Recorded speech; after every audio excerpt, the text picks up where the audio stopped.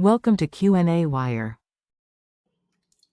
Hi, so in this case we have three different elements. We have fluorine, bromine, and calcium, and we are asked to tell what are the quantum numbers associated to the electron with the highest energy possible. So, first of all, if we remember how electron configuration works, 2s2, 2p6, 3s2, 3p6, 3d10, and following up.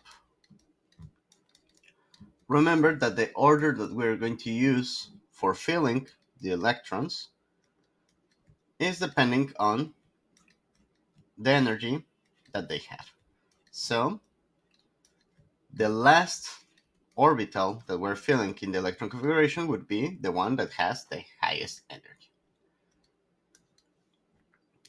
With this, the only information that we require in order to assess what are the associated quantum numbers for the electrons is the electron configuration for each of them. So for example, in the case of fluorine, we're going to have a configuration 1s2, 2s2, 2p5. For the case of bromine, the electron configuration is that of, we're going to get argon. That is for saying that we have filled all of the electron configurations possible of the way to argon. 4s2, 3d10, and 4p5.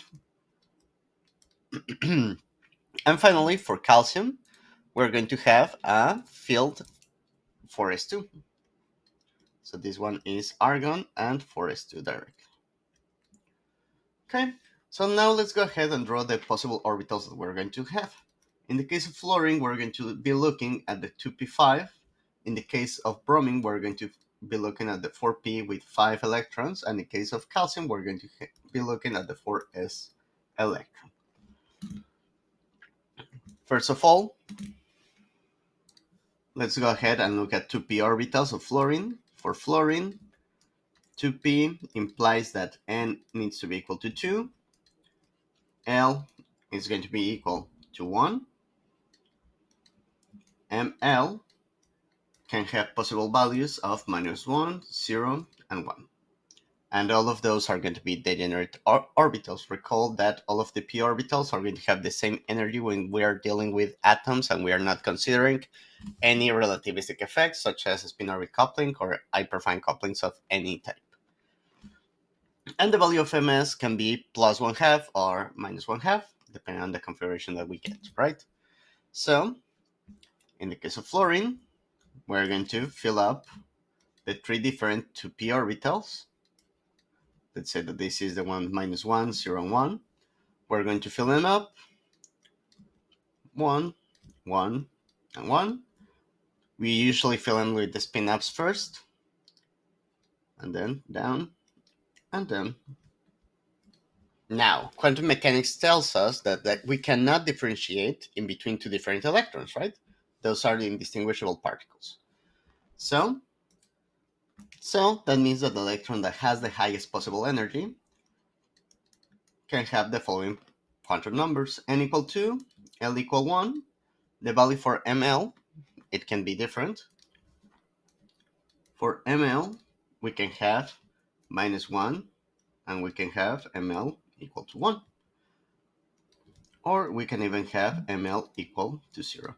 Since all of these three orbitals have the same energy, how can you tell if you require to fill the ml equal -1, ml equal 0, or ml equal 1 first or after the other one? Remember, these are all indistinguishable particles, so all of these guys are possibilities that we're going to get. And finally, the value for ms, we can have the two values of spin, ±1/2.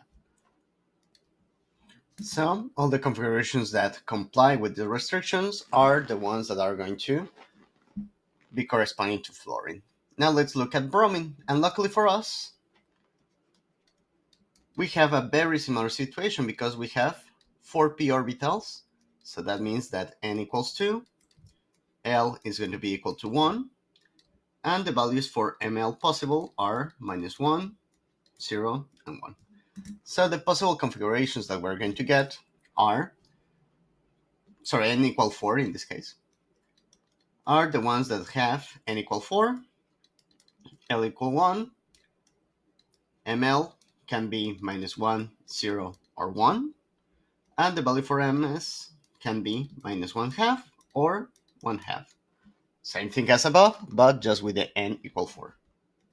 So the ones that are actually restricting are these two, and over here we have different possible options that you can get. And finally, for calcium, the last orbital that is going to be filled is the 4s2, the 4s orbital with 2 electrons. In this case, the 4s orbital, we only have one orbital. So this is the 4s. The quantum number n is going to be equal to 4. L needs to be equal to 0. ml can only be 0.